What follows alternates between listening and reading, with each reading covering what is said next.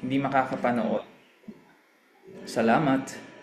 So yon, malinaw naman po ako, naririnig ako, no? So first of all po, congratulations once again sa lahat ng car achievers natin for 2024. Palakpakan naman dyan! Yan, lalo na yung ano ngayon, bagong labas ng car. I think kahapon lang to. Oh, teka, tumatawag. Mamaya ka na. Yan. So,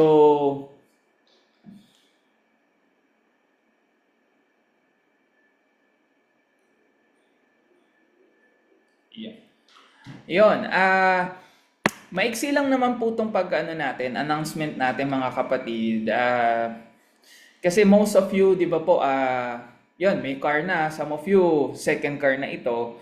And kaya po ako nagpatawag ng meeting in behalf of CVO and Council. Kasi mapansin po namin, marami po sa inyong naglabas ng car.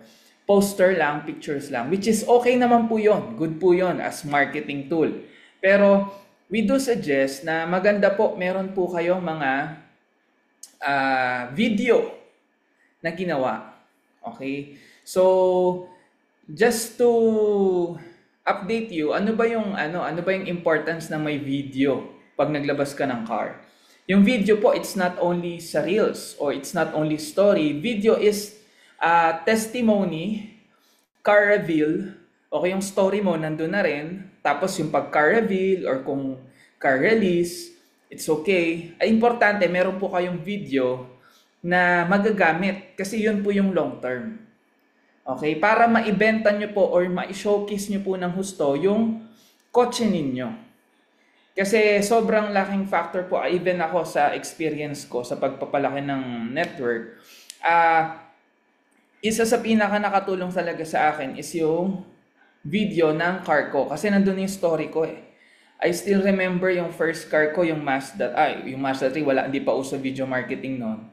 Pero yung second car ko, which is yung Everest, na nandun yung mga story ko, at the same time yung mga travels ko, nandun na rin, sinama ko na rin, hanggang sa paglabas ng car. Pero ang pinaka main subject nung video is the car.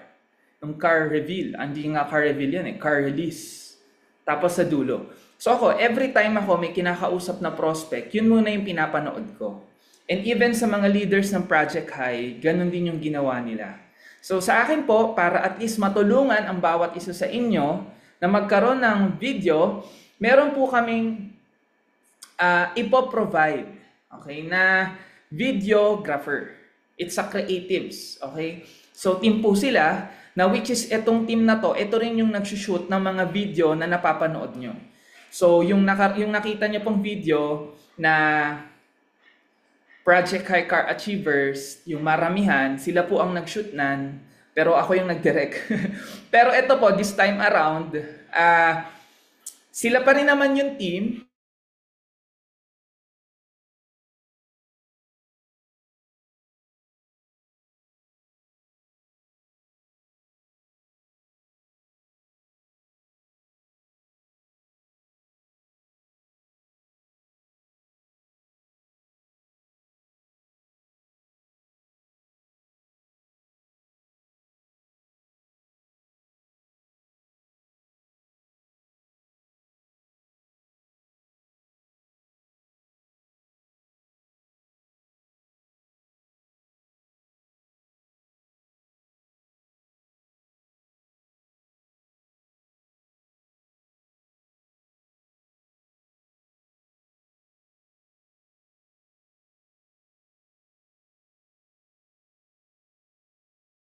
Ayun, sorry, nawala po ako. Yung technical, nalobat yung laptop ko, hindi pala na-charge. So ayun, to continue, ah meron po kaming ipoprovide sa inyo na creatives. Okay, na magsushoot, which is sila po yung nagsushoot sa mga video ng project. And pwede po kayong mag-usap, okay? Paano yung gusto nyong maging laman ng inyong video. Sila na rin po, pwede rin sila mag-direct sa inyo kung wala pa kayong idea. Pero sa akin, I suggest, kung kayo po ay makikipagtulungan sa kanila, maganda is sa inyo pa rin manggaling yung idea, ano yung gusto nyong kalabasan ng video nyo. Kasi story nyo po yun. Inuulitin ko po, yung video na yun, napakalaking tulong po nun sa part ninyo para ma-showcase nyo po ng gusto ah, yung inyong result. Kasi kung makikita nyo po, ang paglabas kasi ng kotse, before, years ago, pag naglabas ka ng car, sikat ka siguro mga 1 month. Minsan, nung baabot pa isang quarter, kilalang kilala ka. Pero right now, kung makikita nyo, pag naglabas ka ng car, minsan 2 days lang eh. Minsan 3 days lang, 2 days lang. After nun, wala na. So, ang malaking factor po nito, dahil nga marami naglalabas ng kotse, and pinakamaganda nito, lalo na sa SOCMED, is meron talaga kayong video na pang long term. Magagamit nyo yan sa intro video nyo, pag kayo ay mag-talk sa Zoom, pagkakausap kayo ng prospect. At the same time, syempre, pang high value nyo sa mga prospect nyo, sa mga downlines. Yan. So, yung team po ng project, yun yung pwede mag-shoot sa inyo. Bali, kayo po yung ilalagay ko sa GC yung Facebook niya. Ay, hindi, ganito na lang. Pag magpapashoot kayo, sabihin niyo sa akin, i-PM niyo ako, saka ako sa inyo, i-group chat yung creatives. Tapos kayo na mag-usap.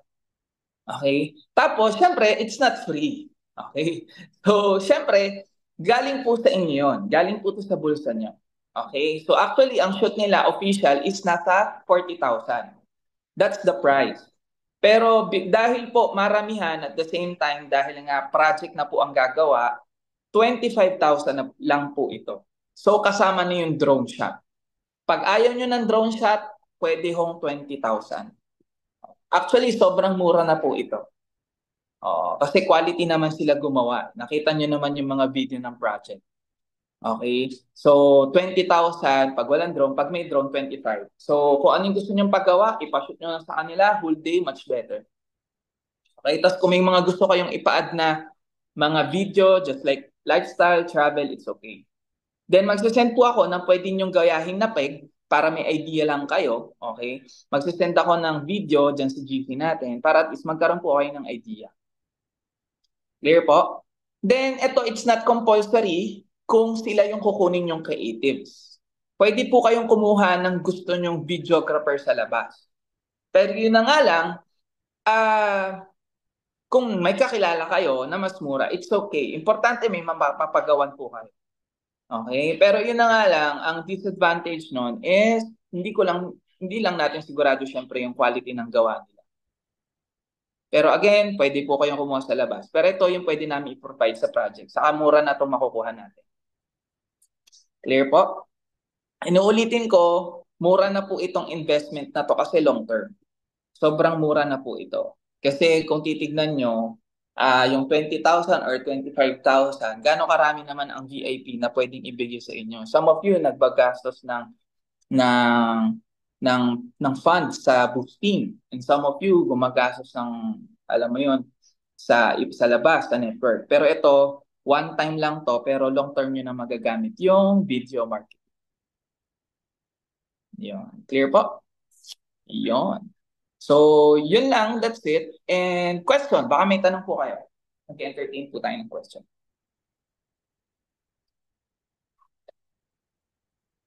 Question? Si Bernadette yata may tanong. Bumubuka yung kanyang lips. Si Mr. Ramon. Question? Grant. Grant, may video ka na ba?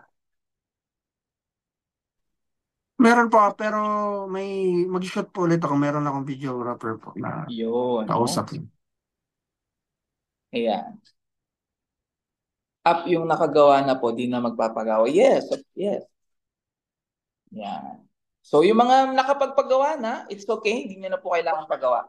And kung na-post nyo na po yung video nyo, paki-share na lang po sa project, sa group chat natin, sa Empire Builders, para at least maigamit din ng buong community. At the same time, pambadami rin po ito ng engagement. Yes, pwede po. Suzette, yes. Oo. Pwede nyo sila ma-heads up.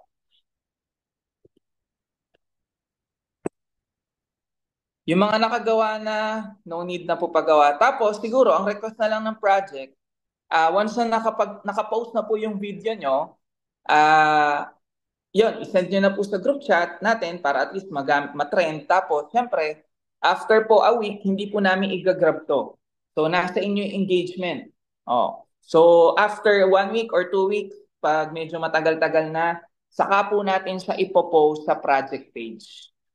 Okay? Sa project page, ipopost po natin yan.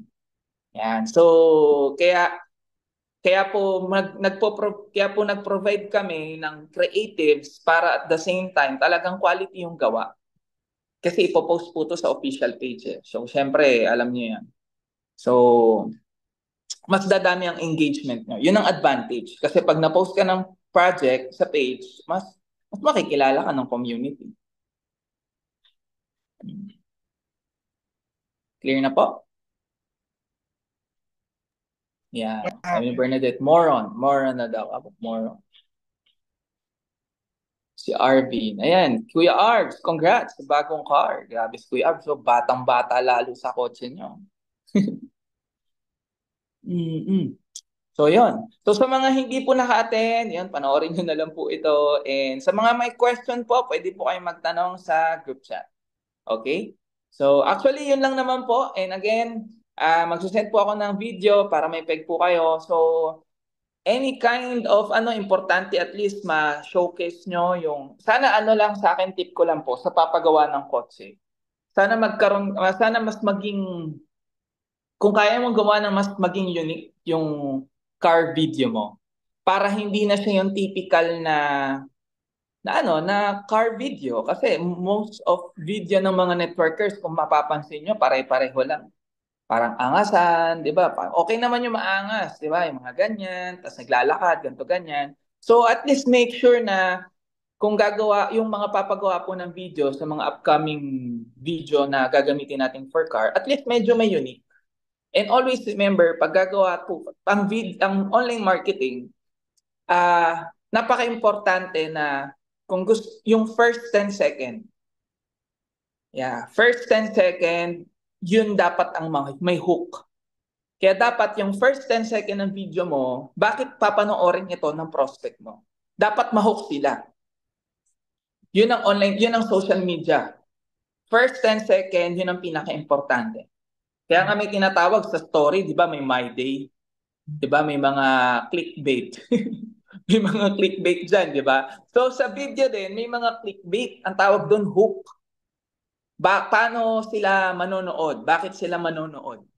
Okay, so first 10 seconds dapat, for example, may word ka na sasabihin dyan. Or meron kang maganda, or yung parang highlight ng video mo, first 10 seconds, fast forward. So depende sa trip mo. Basta yung first 10 seconds, kailangan ma-hook yung madla o yung manonood. Clear po? Yan. Tapos, and tip din, maganda at least, unique, tapos may identity ka. Okay? May identity yung video mo. For example, sino ba? Si Grant. Ano yung identity ni Grant, di ba? Mr. Suave, mga ganon. Mga ganyan. Si Axel, estudyante. At least may identity ka doon sa video mo. Si Junifer, for gusto mo video mo, may halong nag-gym ka dyan, bro. Pwede din. It's up to you. Basta mag-usap na lang kayo nung mag-shoot. Okay? So, para at least ma-direct niya ng gusto. Again, yung 10 second, dun ma-hook, dun ka mag-hook ng engagement. Kasi yung first 10 seconds, dapat magagandang clip yan o pang-hook. Kasi hindi naman lahat din ng tao tinatapos yung video. Kaya I suggest, kung gagawa po kayo ng video, at least 3 minutes, 5 minutes, pinakamatagal na po yun. 5 minutes, matagal na po yun. Tapos kung magsasabi ka ng story mo, it's up to you kung tawag dito, voice over or magtotok ka. Sa amin po, share ko lang, sa amin kasi dahil OFW yung market namin before or even ngayon naman, ang OFW market kasi, it's more on makukuha mo sila sa emotion. So kaya yung mga video namin before, It's more on tumatagos sa puso ng mga OFW. Nagpapaiyak talaga. Minsan umiiyak talaga. Maraming umiiyak pag sinushoot namin. Oh, natural yon, napapaiyak talaga namin sila. And yun talaga yung target ko, mapaiyak. Kasi yung market is more on emotions, yung nakukuha, yung para mahook namin sila, kailangan yung emotions. So, sa OFW, ganun na effective. And I think sa Gen Z, hindi naman ganyan. Iba rin ang target ng Gen Z, more on lifestyle talaga yan. Hindi sila more on emotion. So, paano ka tatagos dun sa manonood ng video? So, yun yung importante. Unique, at the same time, yung brand dapat nandun din. And syempre, yun, dapat happy ka pag gagawin mo. And kung kaya nyo sana, pwede naman po kayo magpagawa na as soon as possible kasi patapos na din yung taon.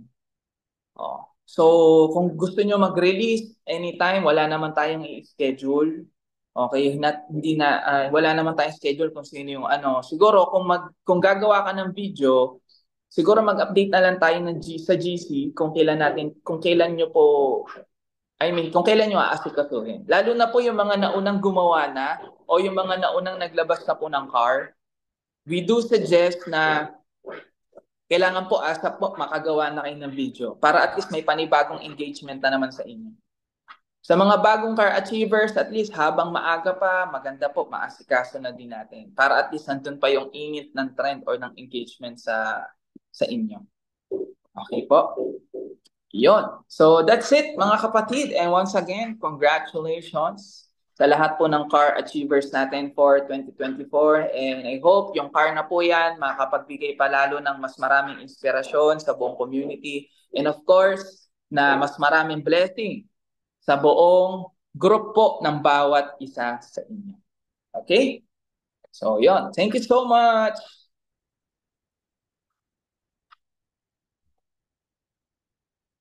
Thank you.